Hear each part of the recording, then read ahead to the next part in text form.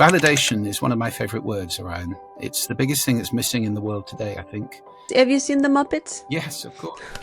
Miss Piggy, when she's like, sorry, it seems like every argument, especially with the younger generation, ends with, I don't want to hear you. They're doing the Miss Piggy. There is a circular relationship between speaking and listening that is important to understand at the very outset, because the way I speak affects the way you listen, and the way you listen affects the way I speak. So it's circular, it's not linear.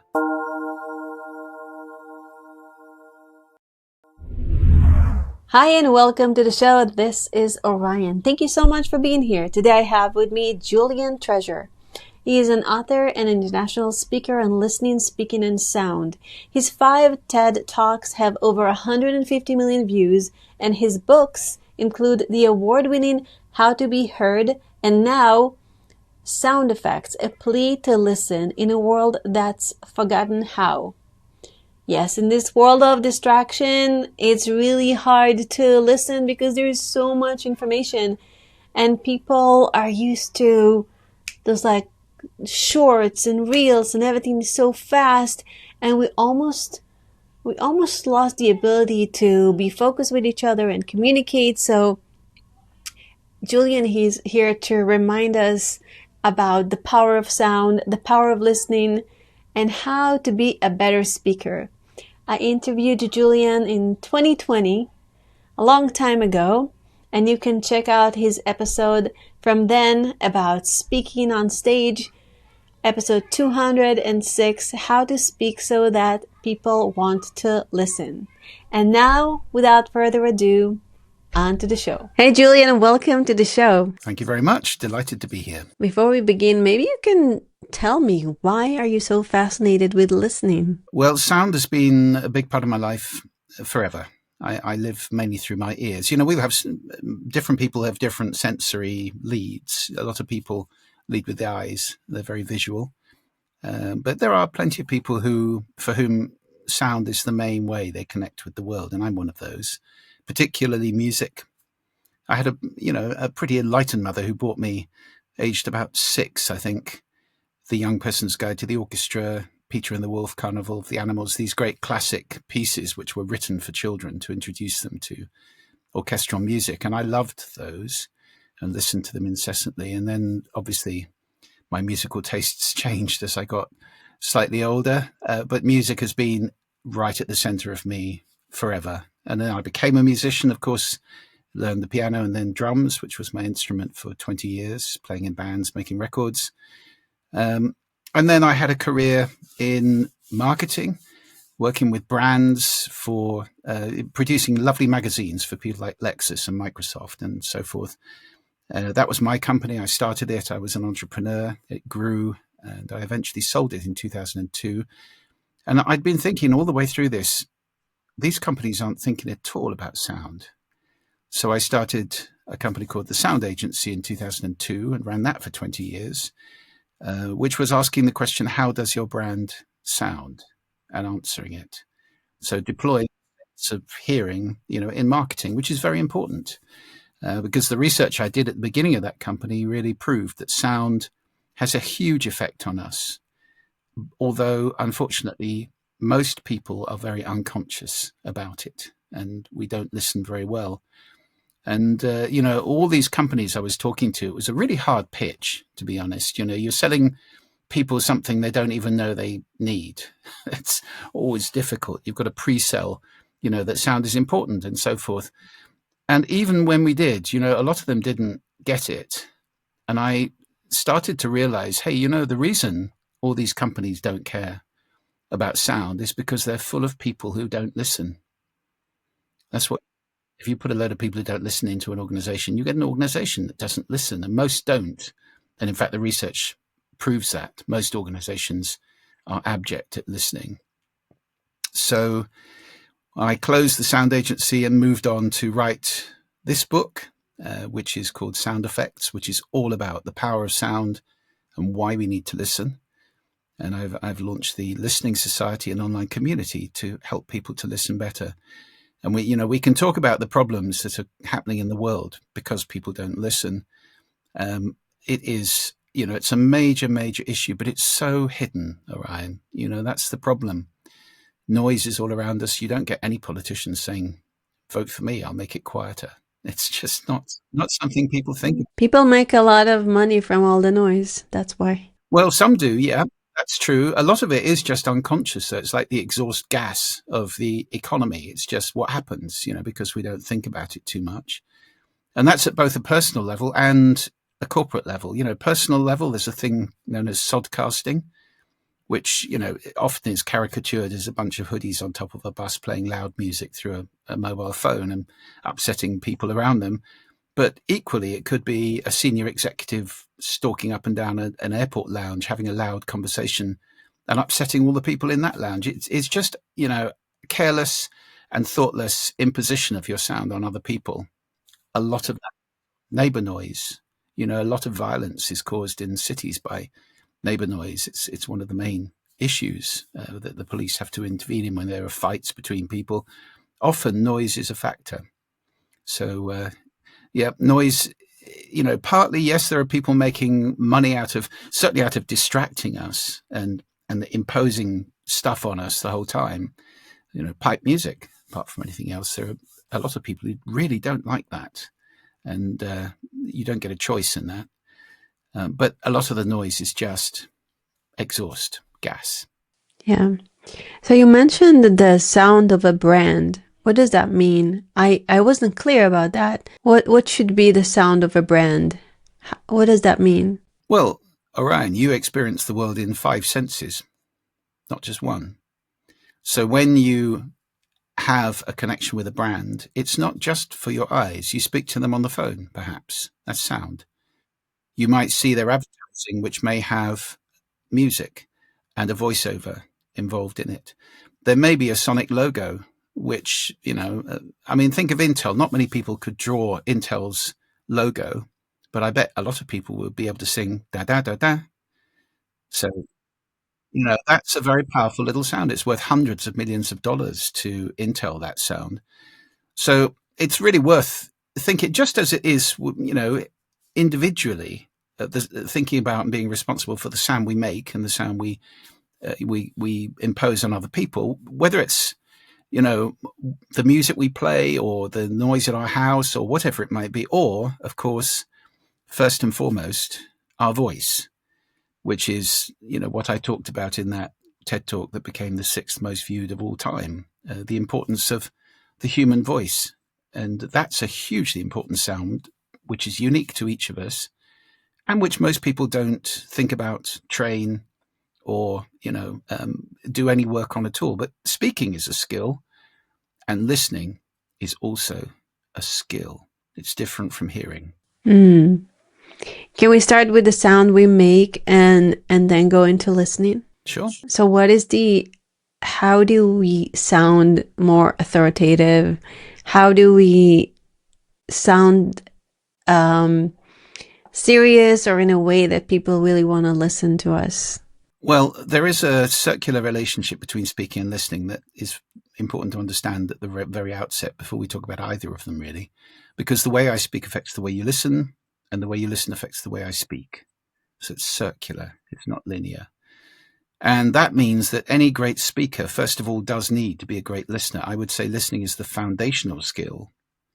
So when you understand that there's a couple of very important understandings about listening. First, that listening is unique. Your listening is different from mine because we listen through a whole set of filters, which are, associated with how we've grown up, the background, our history, and so forth. The values, attitudes, beliefs we have, the language we learn to speak, the culture we're born into, and in any given situation, our intentions, expectations, emotions, assumptions, all these things create a listening. And the listening is different from person to person and from audience to audience. So if you want to speak with power, it's very important first to understand the listening you're speaking into. Most people make a very fundamental mistake, which is to assume everybody listens like I do. They don't. And if you have that assumption, you're basically speaking to yourself the whole time, which doesn't work very well because people are different. So every time I step on a stage, I just came back from Mexico. I was speaking at a wonderful event called Festival de las Ideas to 6,000 people in Mexico. You step onto the stage and you're asking yourself, or I'm asking myself, what's the listening I'm speaking into? Sensing it. Now, clearly, you can prepare that. I just asked you a question about your audience. It's important to understand who it is you're speaking to, and as best you can, work out what's their problem, why are they here, what do they want, what's the pain you can solve, what's the journey you can take them on. All those kind of questions are very important before you get there. But the moment you get there, you can actually be sensitive, because that can change. As a professional speaker, I can walk on stage and the person before me might just have really pissed off the audience. Oh, no. What do you do? There's somebody who really misread the room and really upset people. Or, of course, it could be the person before you has been incredibly funny, and when you walk on stage, the audience is still laughing and remembering that. So, the listening is not something you can take for granted. It's really important to be sensitive to it. And yeah, if they are pissed off, then you have to work a little bit harder and make clear this is different. I wouldn't apologize for a previous speaker. It's nothing to do with me. What I would do is to be sensitive to the room and say, I can see that the mood in here is interesting. Can we move on from that? Just really draw a line, make a demarcation, and make it clear that this is different. They can let go of that. Maybe have them stand up and do a bit of movement or something like that to state change them. I like that. And it seems like you were just acknowledging their feelings and validating them, so they're already in your corner. Like, oh, he gets us. Okay, we're ready. Validation is one of my favorite words, Orion. It's the biggest thing that's missing in the world today, I think. And there's a tool I teach as far as listening goes, which is PAVE, which stands for paraphrase. That is to say, you repeat back what you heard to make sure you actually got it. Admit, which is to allow it in. That is to say, even if you fundamentally disagree with what somebody just said, let them be right. Because two people can have very different views and both be right in their own worlds. And we've got this fiction going on. It's getting really serious in the world that it's all a zero-sum game. I'm right, you're wrong. Yeah. Have you seen the Muppets? Yes, of course. Miss Piggy, when she's like, so it seems like every argument, especially with the younger generation, ends with, I don't want to hear you.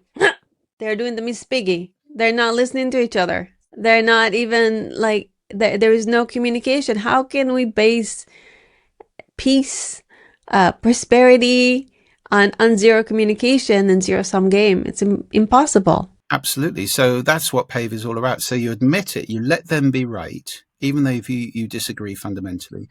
That then allows you to validate them. And what validation sounds like is, Orion, I'm sorry, I really don't agree with what you just said, but I completely see why you believe that. That's totally different from, Orion, that's crap, which is just the way to conflict, and nothing is going to come out of that at all. Whereas if I validate you, then, you might, you sense that we disagree, but I'm giving you the respect of saying, I see why that's important to you. And then the E of PAVE is empathize. So I can then say, okay, if that's what you believe, then I can see why you're upset about what just happened. I wouldn't be upset about it, but I can see why you are. So we then have a connection. There's empathy, there's compassion, and there's understanding. And to me, conscious listening always creates understanding. So I went off piste a little bit there because you were really originally asking me, how do you speak with power? But listening, you can see listening is very important underlying speaking with power. There are a lot of other things, the TED Talk on speaking. And by the way, my TED Talk on speaking has been seen by 5 times as many people as my TED Talk on listening, which tells you something. Yes. Tells you something about the world. Because if we all want to be heard and nobody's listening, that doesn't work very well. Well, listening sounds more boring. Speaking sounds more out there. And, and we, like, everything is about, if you go on social media, it's all about being out there. It's not about being quiet and listening, unless it's some kind of a, I don't know, like a fancy yoga video about meditation. The value of our society is about who's the loudest, who's the prettiest, who can showcase themselves more. Totally, totally tragic. And it depresses me enormously to hear you say that. I mean, that's like an evil force at work. because that's absolutely pointing in the wrong direction. It's pointing away from connection. It's pointing towards what we see among young people, which is disconnection. All the research shows that they're less socially connected face-to-face than ever before, way less. They would rather be on a screen. Disconnection, lack of learning. I mean, there are people in the education industry who are tearing their hair out in despair at the doom scrolling that goes on in their classes, at the lack of attention, at now Chat GPT being used to roll out answers to everything. There's no learning going on, because listening is how we lead. How can you lead a group of people if you don't listen to them and understand them, what motivates them, what they're fearful about, what their challenges are? Shouty leaders don't work. And, I just did some research on this because I'm doing a talk next week in Copenhagen to 2,000 CEOs. The cost of disengagement from bad leadership is $8.8 trillion a year. 8 trillion. And this is about just leaders not listening and not engaging people. So listening is how we lead. Listening is how we sell. And again, this is all topsy-turvy. It's aligned with what you just said about the values that are out there on the internet. I don't agree with the world, but I think you're talking about the internet. Yeah, I was talking about the internet, not the world. I mean, there's still amazing people out there. This is not black and white. There are 50 shades of gray. but yeah, that's the trend. When you go on social media, that's the trend. Who's the biggest, loudest, prettiest, most eye-catching, fastest? Yeah, well, the answer to that is don't go on social media, if you ask me. But it's got the power to do a lot of good, but it's doing so much harm. Right, but what if it is intertwined with your business and you have to be out there? Then you have to be careful, I think, and realize and remember the importance of listening, and have a practice. And that's something I talk about a lot. Exercises which improve listening, and that's what a lot of the book is about as well. It's full of tips for improving listening in a world that's very distracting, a world that is full of the kind of stuff you just talked about. I mean, let me just make that point I was going to make about selling. It's interesting that the statistics show that most salespeople speak 60% and listen 40% in a conversation. But the really successful ones have that round exactly the other way. They listen 60% and speak 40%, because listening is the most important part of a sales conversation. I mean, how do you know what somebody wants, what their pain points are? Again, if you don't listen to them. The biggest complaint about salespeople, of course, is that they're not listening. They're just, high pressure selling you and so forth. So listening has got so many important, connections with how we perform. I bring it down to 3 things: your happiness, your effectiveness, and your well-being. All 3 affected by how well you listen and how well you speak, of course. So I think, we are in a world where there's a huge amount of pressure on listening. The stats back up what you're saying. Listening is in decline, particularly among younger people who use a lot of social media, who are very screen addicted. There's a kind of dopamine addiction in the world to these constant hits of, somebody just tagged me, and all that kind of stuff, which is ultimately meaningless. There's a great book by Sherry Turkle, another TED speaker, called Alone Together, which I recommend to anybody, which is about this phenomenon. The idea of a family sitting around a meal table, all looking at their hands. Nobody's talking because everybody's communicating with somebody distant. And this concept that we've turned a small number of deep relationships that we used to have, perhaps, when we were living in small communities, we've turned that into a very large number of extremely shallow ones. So the word friend has got a slightly different meaning now to what it did have. Now, I'm not on a polemic against social media. I think it can do great good. It can connect people. But unfortunately, it also has the effect that we're seeing, and the research is now backing this up enormously, of increasing stress, loneliness, depression, anxiety, suicide rates among young people. They're higher now than they ever have been. And I think we can see the reason for that. Right. It's very sad. What does conscious listening looks like, and how can one develop that? Because when I'm thinking about, when you tell me, oh, be a good listener, I'm like, okay, now I'm going to really try to listen to Julian and prove to him that I'm a really good listener. But then my mind goes like, but I want to ask him about this and about that and about that. What are some, and I noticed that you are super focused because I've been asking you questions and you have something you want to communicate and you just go back to that, go back to that. Like your focus is incredible.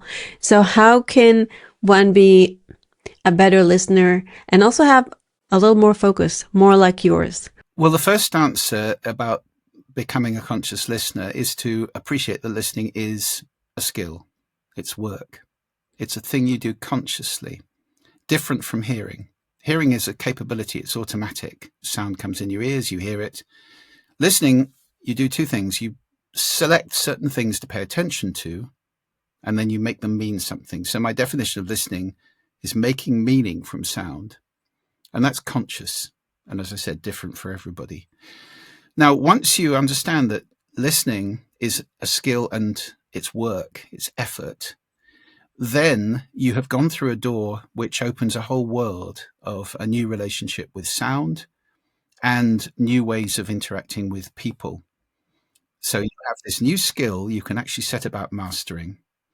And I think there are many ways to listen. I talk about listening positions. So there's no one right way to listen. I'm not saying that we should all the time put everything down and absolutely pay attention to the person speaking. I mean, that's a great gift to give.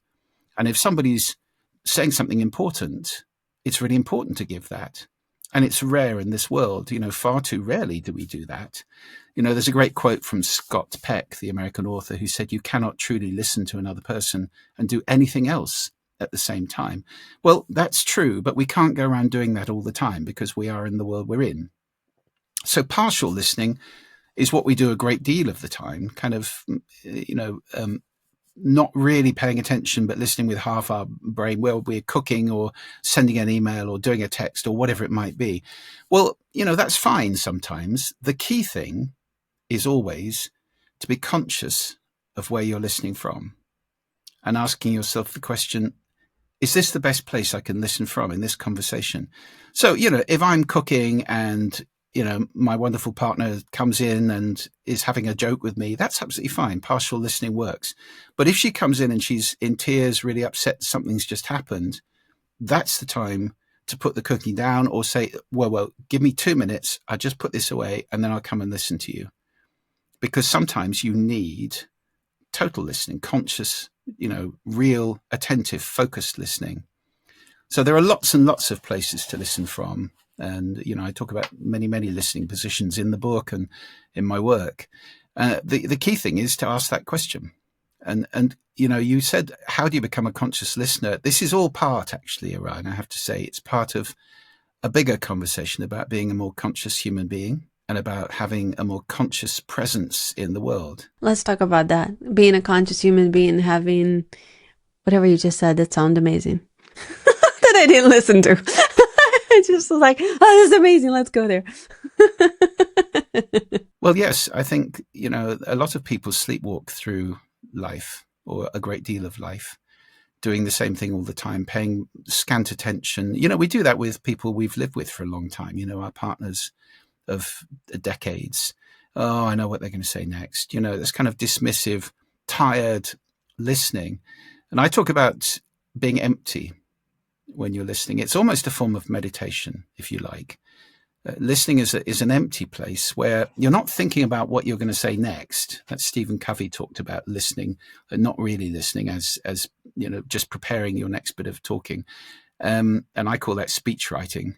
That's not really listening either. And that can give rise to an awful lot of conflict. So being empty, trusting that when it comes to your turn to speak, your mouth will know what to do. So it does take a bit of faith. And then being empty and just receiving. So it's a lovely, quiet, empty place to be. It's also humble because you're giving another human being your attention, which is respect, and allowing perhaps that they might teach you something. They're an opportunity to learn perhaps, or you're seeking to understand them. That is humble. And that's why listening becomes quite difficult for senior people in organizations, and indeed for the kind of influencer class that you're talking about, who are all about speaking. They're supposed to know everything, speak, influence, lead, tell, all of this is outbound, outbound, outbound. And it kind of gets in the way of the deep connection you can get with people by being quiet and humble and listening. Now, even a great listener can do that. Think of Gandhi. You do not have to shout in order to be a great listener. And just in the same way, you don't have to be an extrovert in order to stand on stages and give great speeches. I'm an introvert. And actually, funnily enough, on the professional speaker circuit, when I bump into other speakers backstage, the vast majority of them are introverts. Now, not all. I've never met Gary Vee, but I don't imagine he's a quiet flower in his house because he's not on stage. But most of the speakers I've met are, in fact, fairly quiet, introverted people who really enjoy giving the gift to audiences. And that's how you get through, the introversion. You practice, you practice the skill, and then it's all about the gift you're giving. So, here's a great visualization I can give you for anybody who has to speak in public.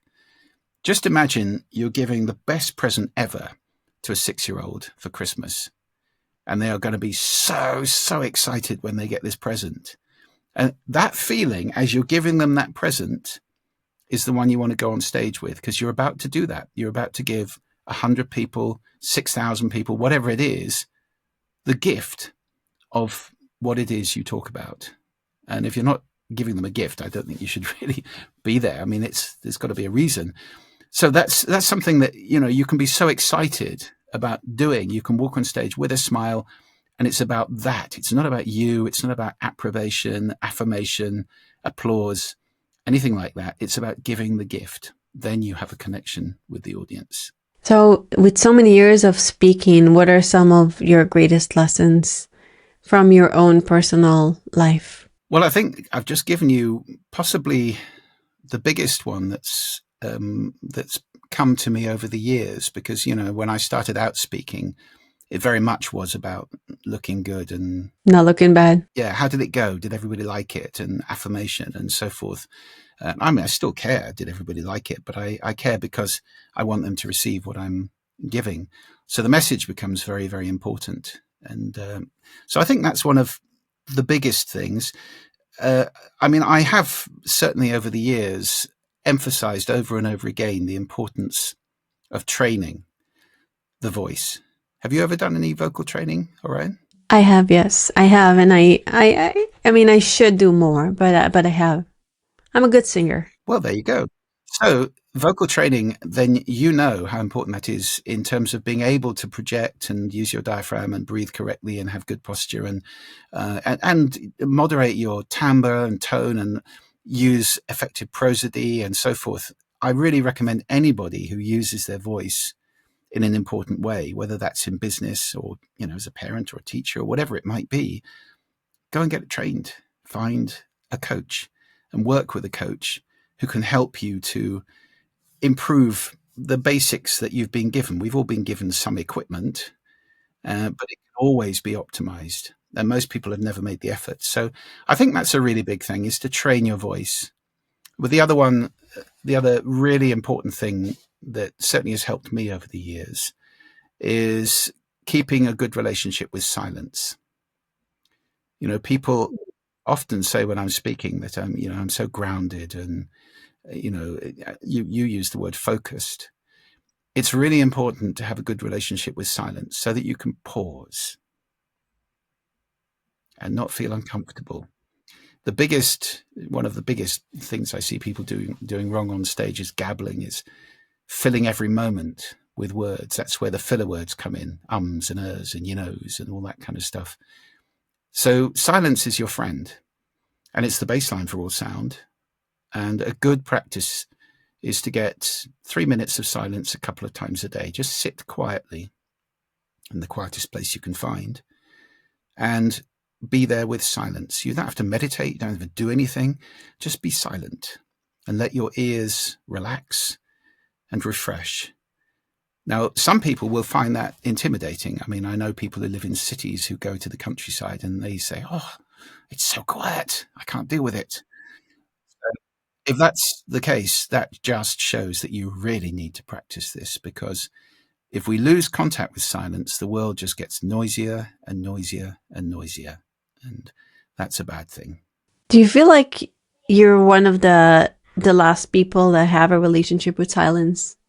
Or is it a new trend that is up and coming where people learn to be more silent, or people are just losing this ability completely? Well, I do hope I'm not one of the last. That would be very sad. I think there are green shoots. You can see good things happening around the world. For example, there is a very strong movement around the world called Shinrin Yoku. It's Japanese, it means forest bathing. And so it started, it's been going for thousands of years, people going into the forest and having a walk. But in Japan, they kind of rebranded it a few decades ago as Shinrin Yoku, and it's become a thing. So now you can get Shinrin Yoku centers all over America, South America, Europe. You can find them. And that is, they organize walks to beautiful places where people go out, they don't talk, they just listen and be with the forest. In all the senses, it's not just about sound, but it is very much about reconnecting with the sound of nature, which we now know is very good for us. It's not surprising because, 3 million years of evolution, 300,000 years for Homo sapiens, we've been in a pretty quiet world. Wind, water, birds. These are the sounds that we evolved to and we're designed for. And just 200 years ago, we invented machines. And now we've got a very, very noisy world, extremely different. Not only that, but we lock ourselves away inside buildings in hermetically sealed units. So we cut ourselves off from the sound of nature altogether. And there's a cost of that. And I think we see that in stress in so many people who have to work in noisy offices, noisy hospitals, noisy schools, and are getting really, really stressed. And that is a killer. So there's also a massive cost of our disconnection. So, yeah, I think there is a movement towards quietness, silence. I did see it happening in advertising some while ago. They were starting to replace the word speed or quick or fast with quiet. So you get slogans like the quietest cabin in the sky, that kind of thing. So I think there are some green shoots, but we can't rely on that because the world is, there's a kind of linear relationship between population and noise. We're a noisy bunch, and the more of us there are, the more noisy we are. And especially now 50% of us live in cities. It's very sad. All those billions of people, 4 and a bit billion people, do not have any relationship with silence or nature sound. And that's not good for them. So we need to do stuff about this. My call to everybody listening to this is take some action. Find silence in your life. Obviously read the book, join the listening society, please. Let's get listening regenerated in the world. Because if we do nothing, it's a tide that's just increasing the whole time, and it will get worse and worse. What is the listening society? I know this is something that it's like a club that you offer. What do you do there? Well, it came out of writing the book, actually. So the book's just out in America now. And when I was writing it, I thought, well, there's nowhere people can go. It's all right reading a book. That's lovely. And my book's got a website where you can go and listen to the sounds as well. So that's another dimension. But that's kind of a one hit. I wanted to find somewhere where people could go and share their issues about sound or listening and learn from other people. And there was no such place. So I created one. So it's on a platform called Circle. It's the world's leading sort of online community platform. And it's just opened its doors. And I have populated it with every podcast I've ever done, all my training courses on speaking, listening, audio branding. All sorts of different training courses are in there, free to members. Lots of scientific papers, research, and there are also interviews. I'm doing interviews in there exclusively for the club, little half-hour fireside chats with some really interesting people. So it's designed to be a place, it's a resource where you can go and find out how to listen better and train and learn and find everything you want to know about listening and sound and noise. But it's also a place, I hope, as it grows, where it will be a community of people who are helping each other. Not just me doing it, but thousands of people who are sharing their problems and sharing their solutions with each other. That's the vision for it. So I want it to be a force for listening in the world. And I'm very excited about it. This is my work for the rest of my life, Orion. This is what I'm now going to be doing for the rest of the years I've got on this planet, is generating listening, recreating, rediscovering listening in the world, because we really, really need to do that. Yes, I totally agree. Do you remember a moment in your life where great listening just changed everything for you? That is a very, very good question that nobody's ever asked me before. Yeah, I think when I started my business, I sat with my oldest friend, a guy called Rod Banner, a wonderful man, one of the nicest people I've ever known. And I was pretty despondent. I just got dumped by a girl. I was not enjoying my job. I was feeling, didn't like my house, didn't like anything about my life really. And I spoke for quite a long time to him, and he really, really listened to me. And at the end, he said, "Jules, why don't you change it?" And I hadn't really thought of that, And I thought, I could.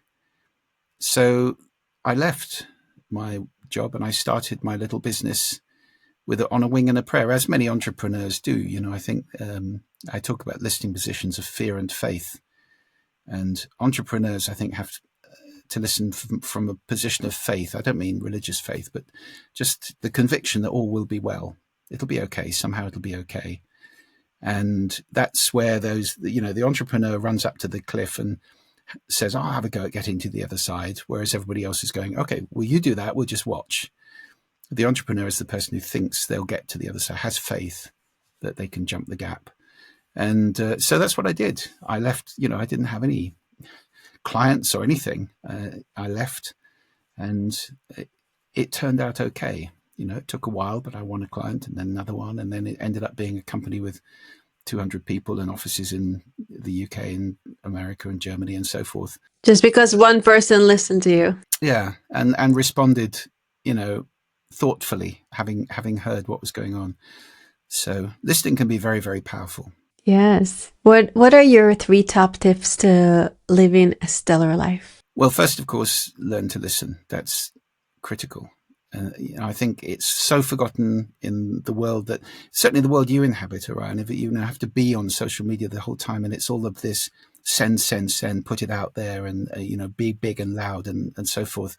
The noise is enormous. So learn to listen, and there are tools and techniques for that in my book, in the Listening Society, and I've spoken about a couple in this conversation.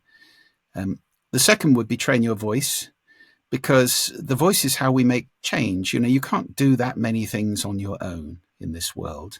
You need to inspire people and enroll people in your team. And now I'm sure you have a team working with you, and they're inspired by what you do. And speaking to them is how you get them enrolled and passionate and engaged. And, I think I mentioned earlier, the cost of disengagement for companies is astronomical, $8.8 trillion. So not speaking well and not listening with people, that not having that flow, it creates nothing but disengagement, disconnection. And the third thing I would say is be healthy. In my training course, my wonderful partner, Jane, who's a 4-time world champion martial artist. Wow. She has a chapter in there called Fit to Speak, which is about looking after yourself. If you're going to do anything, even if it's standing on stage, people would think, oh, you don't have to be fit to stand on stage. Yes, you do, because you want to be at your peak when you're doing that. So you want to make sure that you've managed your nutrition, your hydration, you've done stretching beforehand, you've done the Amy Cuddy, power poses to give yourself a boost of testosterone. Looking after yourself physically is very, very important in every walk of life, and just because otherwise we don't have a nice time as a human being, do we? We're in pain, or we're unable to do what we want. So I would say, if you learn to listen, train your voice, and look after your health and well-being, you're in a pretty good place to live a stellar life. Yes. And what are some habits that you do every day to maintain that for yourself? Well, nutrition first and foremost. So, I eat well. I don't drink alcohol. I do like coffee. That's my remaining vice in the world. but good coffee, really well made. I have all the kit. So stretching is incredibly important. I'm 67 years old, but I think I'm probably quite a lot younger than that, physically and mentally, I hope. And I put a lot of that down to Jane's help with stretching. Her program combines martial arts, Pilates, Tai Chi, yoga, all sorts of things, and is very, very strongly anti-aging. Because when you ossify, when everything tightens up and you can't touch your toes, you can't bend, you've got aches and pains. I see people my age who are barely able to walk, and I think it's so sad. So for quality of life, that's something I do every day, which enormously helps me. And I think everybody needs to have a program of stretching to stay mobile and healthy. Yeah. So you stretch and you eat healthy. Do you do voice exercises every day? Do you do any meditation? You said you had a 3-minute quiet time that do you take every day? Anything else that you do to improve that tool, that beautiful body, that mind? I don't do vocal exercises every day. I do before I have to speak in public, obviously. So before this, I did. And before I go on stage, I do. So generally, my voice is, quite reliable. But it wouldn't do any harm to do vocal exercises every day. That's for sure. And, professional singers and actors definitely would be doing that on a very regular basis. Meditation I've done in the past. My silence is really my meditation now. And I do a lot of that both here in the house, but also walking. I live in Orkney, which is an archipelago off the north coast of Scotland. So it's very remote and quite windy, but it's very, very easy for me to get into nature sound. I don't have to walk very far to go to a beach where all I can hear is wind, water, and birds, which is lovely. And I commune with that. The other thing I do a great deal is music. I listen to music in a very intense way, and it touches my soul very deeply. I have still a massive relationship with music. It's at the core of me. So listening to music is something that transports and elevates me to wonderful places, and I still love doing that.